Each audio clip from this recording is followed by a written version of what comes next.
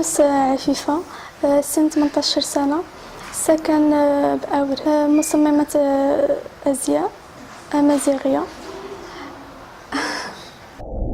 البداية ديالي كانت من تقريبا من سن 14 سنة. التحقت بالدراسة ديال الطرز الرباطي اللي توفقت فيه وخديت فيه دبلوم. من بعدها كنفكر انني علاش هاد التصاميم اللي انا كنطرزهم وكنزوقهم علاش انني ما نقدرش انني نصممهم لراسي ونختار شي حاجه جديده. ومن تما في سن 16 سنه التحقت بمدرسه ديال تصميم الازياء اللي هي الفا مود اللي متواجده بحي العراق بواركان. وفي السنه الثانيه ديال الدراسه ديالي في مدرسه تصميم الازياء اكتشفت ان كاينه واحد المسابقه سميتها فاشن امازيغ اللي انا كنت من المتتبعين ديالها من اول الدورات ديالها واللي شاركت فيها في الدوره الثالثه. راسلت المدير سي سعيد كارور اللي كان وجه لي تحيه كبيره من هذا المنبر، ويعني تحدثت لي على المشاركه وقوانين ديال المشاركه. ومن بعدها فكرت انني اشنو غادي نقدم لهذه المسابقه، يعني شنو غادي نقدم للازياء الامازيغيه من غير داكشي اللي حنا متعودين عليه. ودخلت انني كنصمم بوحدي، صممت التصاميم الاولى على الورق ويعني خليتهم ودرت وحدين اخرين اللي اقتنعت بهم. من بعدها خديت هاد التصاميم اللي كانت على الورق خرجتهم من الواقع، يعني الواقع خيطتهم وتمت المشاركه بنجاح.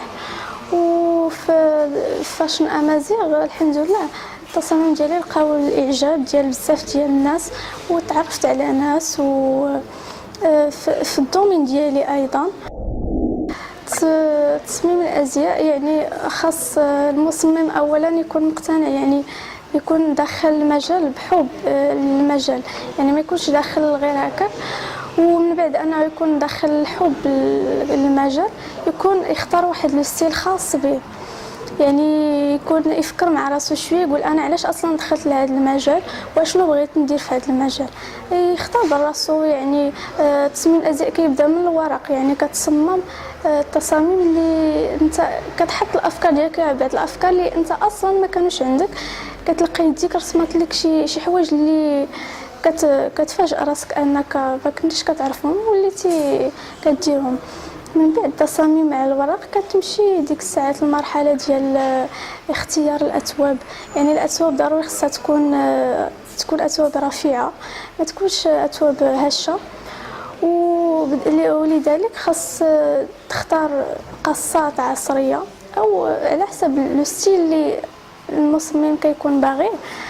من بعد هاد المراحل كلها كيتم المرحله ديال الخياطه او الا كان تطريز كيتم تطريز الملابس، وكاينين صباغه على الملابس، يعني على حسب المصمم اشنو هو اصلا اختار باش يدير في هاد التصاميم ديالو. من بعدها كيخرج المصمم مجموعه ديالو خاصه وكيعرضها يا في ديفيلي يا كيدير لها شوتينغ ديالها بحال هكا.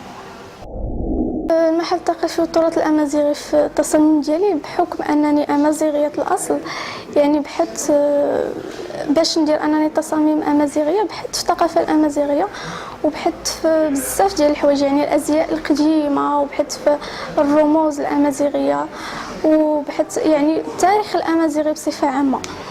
ومن تما خديت افكار وخديت اشكال هندسيه وخديت بزاف ديال الحوايج اللي برزتها في الازياء ديالي في المجموعه ديال فاشن امازيغ وفي المجموعه ديالي القادمه ان شاء الله.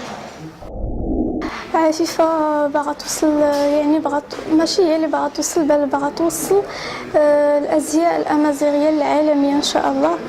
باغا يعني كيف ما كاينين بزاف ديال الازياء مشهوره، يعني كيلبسوهم جميع الثقافات العالميه كيلبسوا هاد الازياء، حتى حنا بغينا نخرجوا الازياء ديالنا الامازيغيه يلبسوهم مشاهير، يلبسوهم الناس يعني يفتخروا بهم، والثقافه الامازيغيه تزيد تظهر عالميا.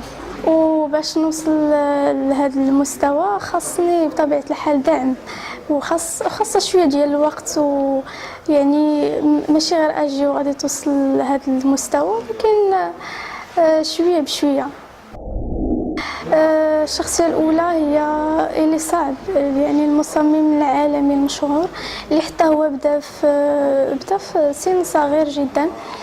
يعني اللي كاع الشخصيات اللي بداو في هذا المجال بداو في سن صغير، لهذا الشيء كيدل على أنه المجال أو الحرف بصفة عامة كيخص الانسان يبداهم في سن صغير باش انه يقدر يعيش فيهم ويتعمق فيهم اكثر. والشخصيه الثانيه هي روميو، المصمم المغربي اللي تبارك الله وصل حتى هو العالميه، لبس مجموعه من الفنانين المغاربه المشهورين، وحتى هو اللي بدا في سن صغير، وعنده تبارك الله لمسه ديالو خاصه غادي مزيان وتبارك الله عليه. والشخصيه الثالثه هي عصام وشمه. عصام وشمه اللي بدع وابتكر في الازياء المغربيه، وبدع ايضا في الازياء الامازيغيه، وهو ماشي غير كيلبس لي زارتيست بوحدهم، هو ايضا كيلبس لي فيديو كليب وفي المنابر الاعلاميه. يعني عنده بزاف ديال الآفاق. ممكن أنني نصمم أزياء للسينما، يعني ممكن غير يعني ملي كتجيك شي فرصة كتخليك تبدع، بحال الفكرة ديال أنني ندخل يعني ندير أزياء سينمائية. ممكن بحكم أنني كنبدع في الأزياء الأمازيغية. اول حاجه كنشكر لاشين ديال يور مايك، وكنتمنى ليها مسيره موفقه ان شاء الله. وكنشكر الناس اللي دعموني في حياتي، بالاخص الاخت ديالي اللي كنوجه ليها تحيه كبيره. وكنشكر كاع اي واحد يعني طاق في عشيفه ويعني جا وقال ليها انك تبدعي ليا وتصممي ليا زي من الازياء ديالي. وايضا كنشكر الناس اللي فقط الناس اللي كيوجهوا ليا كلمه تشجيع وتقدير.